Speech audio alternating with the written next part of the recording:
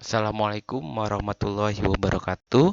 Hari ini kita akan bahas tentang jaringan penghubung, yaitu satu dari empat jaringan penyusun tubuh makhluk hidup.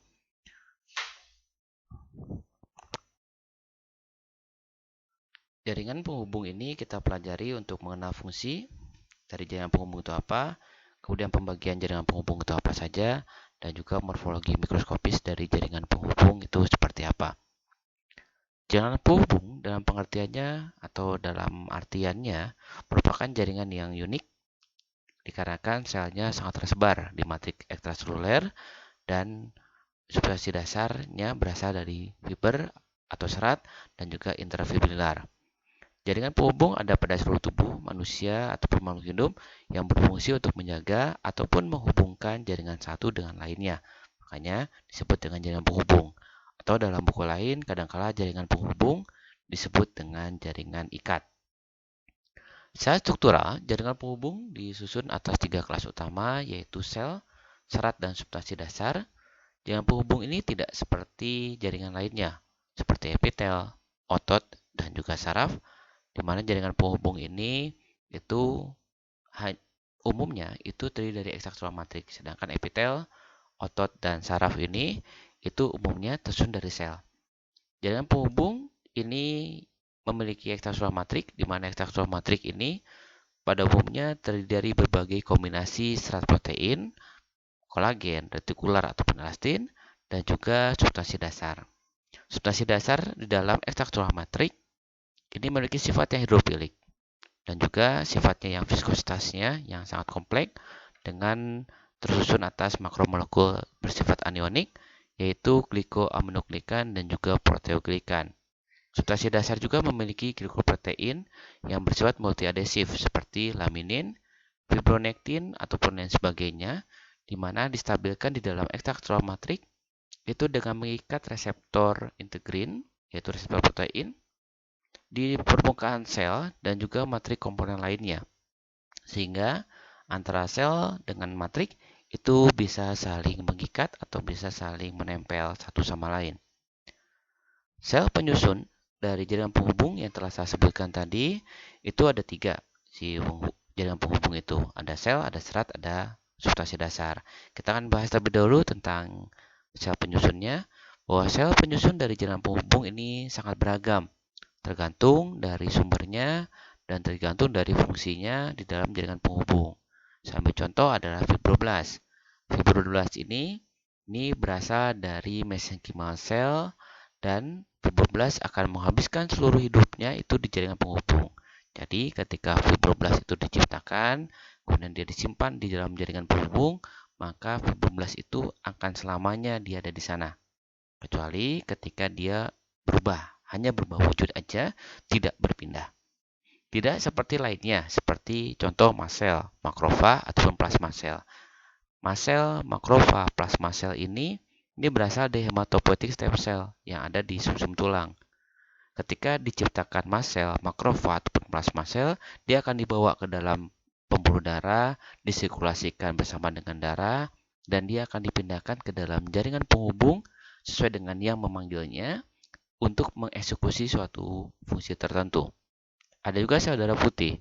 Sel darah putih ini adalah sel transien yang ada di dalam jaringan penghubung dan hampir seluruh jaringan penghubung memiliki sel darah putih. Sel darah putih ini berasal dari sumsum tulang juga dan dia akan berpindah ke jaringan penghubung dan akan menetap beberapa hari, dan jika dia tidak digunakan, tidak difungsikan, maka dia akan membunuh dirinya sendiri dengan mekanisme yang disebut dengan apoptosis. Kalau kita ngelihat dari pengertian tadi, baik itu yang awal tentang tiga kelas utama dan juga tentang selnya, maka kita bisa buat skematik itu bahwa jaringan penghubung itu terbagi menjadi dua komponen besar. Kalau tadi tiga awalnya sel, serat, dan substansi dasar, maka serat dan substansi dasar kita gabung menjadi satu lagi. Jadi ada yang namanya sel dan ada yang namanya ekstraksual matrik. Sel ini itu tergantung dari sumbernya. Dibagi menjadi dua, yang berasal dari mesenchymal cell dan yang kedua berasal dari hematopoietic stem cell yang ada di sumsum tulang. Di mana Kalau berasal dari mesenchymal cell, itu contohnya adalah fibroblast atau adiposa yang bisa berbagi lagi menjadi dua, yang warna putih unilokular dan brown atau multilokular.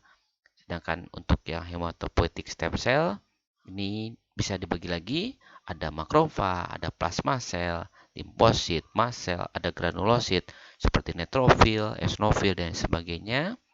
Sedangkan ekstraktural matrik ini dibagi menjadi tiga, air, itu termasuk dari bagian penghubung, kemudian fiber atau serat, dan juga substansi dasar yang non-fibrillar. Kalau yang serat ini ada kolagen, ada retikular, ada elastin. Jadi ketika jaringan penghubung itu dia mengandung fiber, bisa saja fibernya kolagen, bisa saja retikular, ataupun elastin, ataupun campuran dari ketiga itu. Sedangkan untuk yang non-fibrillar yang berada di dalam substansi dasar, itu ada proteoglikan dan juga glicoprotein, nanti saya sebutkan sifatnya seperti apa dan lain sebagainya. Kalau kita perjelas lagi dan juga perlebar lagi, sel-sel apa saja sih yang menyusun dari jaringan penghubung, kita bisa lihat skema ini. Ini adalah hematopoietic stem cell, di mana hematopoietic stem cell ini dia bisa menghasilkan beberapa sel. Sel darah merah dihasilkan di sumsum tulang, megakaryosit, kemudian ada limfosit B, limfosit T, di mana limfosit B ini nanti akan berubah menjadi plasma sel. Kemudian hematopoietik juga bisa menghasilkan monosit, di mana monosit berubah menjadi makrofag. Kemudian dia bisa berubah menjadi materi lainnya seperti sel Langerhans atau dan juga mikroglia, osteoklas, bisa menghasilkan mast sel, neutrofil, eosinofil, basofil dan sebagainya. Nanti kalau di materi lain ada juga yang membagi menjadi sel yang bersegmen atau granulosit tadi. Itu adalah pembagian yang berasal dari hematopoietic stem cell. Sedangkan kalau yang berasal dari mesenchymal cell, ini bisa saja dia menghasilkan fibroblast, menghasilkan adiposit, chondroblast yang akan nanti berubah menjadi chondrosit, dan juga osteoblast yang akan berubah menjadi osteosit. Hati-hati, di sini ada mesotel, ada endotel, ada smooth muscle. Itu dia berasal dari mesenchymal cell, tapi dia bukan bagian dari jaringan penghubung. Karena mesotel itu adalah lapisan yang melapisi organ-organ dalam tubuh seperti jantung, paru, dan lain sebagainya. Sedangkan endotel adalah melapisi dari pembuluh darah. Jadi dia bukan jaringan ikat, tapi dia masuk ke dalam epitel. Walaupun sumbernya sama-sama berasal dari mesenchymal cell. Bagaimana fungsi dari jaringan penghubung? Fungsi dari jaringan penghubung ini tergantung. Yang tadi saya sebutkan, ketika sel itu diciptakan, maka sel tersebut itu akan berpindah sesuai dengan kebutuhannya, sesuai dengan yang dipanggilnya, di mana dan tugasnya apa. Contoh, fibroblast nanti yang selama yang hidupnya dia akan menetap di situ terus, itu adalah fibroblast, chondroblast, osteoblast, endotoblast. Ini adalah sel jaringan penghubung, di mana fungsinya menghasilkan serat dan juga substansi dasar. Dia membuat struktur. Jadi kalau kita lihat ini kulit nih, kulit di bawah kulit ada fibroblast. Maka kulit itu memiliki struktur sendiri. Makanya dia bisa keras, bisa luntur, bisa lain sebagainya, tergantung dari serat yang dihasilkan seperti apa. Apakah seratnya kolagen, retikular, atau elastin, itu tergantung dari sifatnya seperti apa, nutrisinya seperti apa, dan lain sebagainya. Itu berasal dari fibroblast. Kemudian ada plasma sel. Ini plasma sel diproduksi antibodi. Itu immunologic defense. Kemudian ada limfosit. Nih, tipenya berbagai macam. Produksinya sebagai imunokompetent sel. Jadi dia sebagai kompetisi, sel kompetisi, fungsinya sebagai imunologik. Ada juga eosinofil leukosit. Ini sebagai partisipan dalam alergi dan juga reaksi vasoaktif. Dia akan memodulasi mast sel untuk menjadi aktif di dalam dan juga sebagai proses inflamasi. Fungsinya apa di sana? Sebagai imunologik atau defense juga. Ada juga neutrofil leukosit.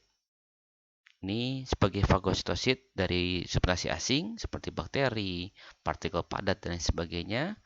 Ada juga makrofag. Makrofag ini mensekresikan sitokin dan juga molekul lainnya. Dan juga sama, sifatnya fagositosit dari substansi asing sama bakteri atau antigen, memprosesing antigen, dan juga mempresentasikan ke sel yang lainnya. Dia fungsi sebagai defense. Kemudian mast cell dan juga leukosit basofilik. Ini sebagai liberasi dari proses farmakologi untuk mengaktifkan suatu molekul atau memindahkan membawa molekul aktif seperti histamin. Fungsinya sebagai apa? Defense juga. Dan biasanya ini berhubungan sama reaksi alergi. Ada juga adiposit. Adiposit ini bagian dari sel di mana dia fungsi sebagai penyimpan dari lemak netral, di mana lemak nanti itu bisa sebagai penyimpan energi dan juga menghasilkan panas tubuh. Nah, fungsi-fungsi dari sel ini tergantung di mana dia dibutuhkan dan kemudian di mana dia menghasilkan suatu fungsi tertentu. Misalnya, tadi ya contohnya adiposit itu ada di bagian bawah kulit epidermis yang dia bisa menyimpan lemak di situ. Kita tidak akan menemukan adiposit ini tempat lain misalnya. Kalau misalnya kita temukan di pembuluh darah misalnya, itu bukan adiposit, tapi dia masuknya ke dalam pelemakan. Dia tidak disimpan dalam suatu sel, tapi dia menjadi lemak yang bebas. Itu bedanya. Kemudian ini ada ambil contoh. Di ujian, contohnya adalah ini ada gambar. Maka saya sebutkan ini apa, kemudian ini tersusun atas apa, misalnya seperti itu. Ini tersusun atas apa dan sebagainya. Itu contoh. Oke ya. Nah, ini contoh gambar potongan trakea di dalam tubuh kita. Ini adalah rongga eksternal, lapisan luarnya akan selalu dilapisi oleh epidermis, kemudian di bawah di sini ada otot. Nah, di antara epidermis dan otot itulah yang disebut dengan jaringan penghubung. Kemudian kalau kita perbesar, maka kita lihat ada lumen dari trakea. Kemudian kita lihat ini ada epitel yang tadi saya sebutkan, kemudian ada otot. Dan di sini kita ada lamina propria dan juga hyaline cartilage. Inilah yang disebut dengan jaringan penghubung. Makanya menghubungkan antara satu jaringan dengan jaringan lain.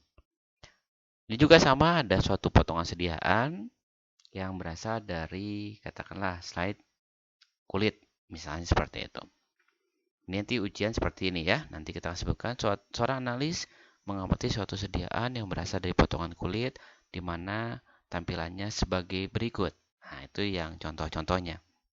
Ya. Nah, dalam sini kita bisa lihat ada berapa jenis sel.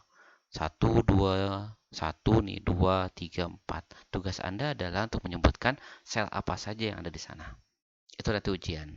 Ya, tapi sambil contoh, ketika kita perdetail lagi, maka kita bisa menemukan bahwa ini adalah epitel pipi berlapis yang didasari oleh membran basal.